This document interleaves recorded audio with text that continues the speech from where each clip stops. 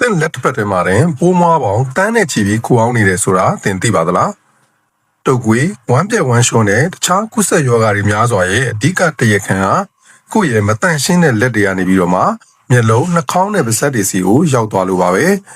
သတိထားဖို့လိုအပ်ပါတယ်ရေလောင်းရုံတက်တက်နဲ့တော့ပိုးမွားတွေကိုမတန့်စင်နိုင်ပါဘူးစက်ပြာနဲ့စက္ကန့်20ကြာအောင်သေချာတိုက်ကျွတ်စေကြောဖို့တော့လိုအပ်ပါတယ်ကိုကြိုက်တဲ့သချင်းလေးကိုကြီးဆိုရင်းနဲ့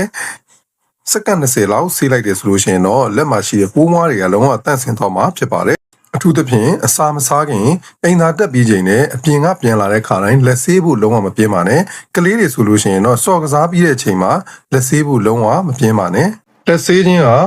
ကုန်ကျစရိတ်သက်သာတဲ့ကျန်းမာရေးလျှို့ဝှက်ချက်တစ်ခုပဲဖြစ်ပါတယ်ကျန်းမာဖို့လို့အခုပဲကိုယ့်ရဲ့လက်ကိုတန့်စင်အောင်ဆေးလိုက်ကြပါစို့ကျန်းမာရေးဘုဒ္ဓတာတွေအတွက် channel ကို subscribe လုပ်ထားဖို့လို့အတွက်ဖိတ်ခေါ်ပါတယ်အားလုံးပဲကျေးဇူးတင်ပါတယ်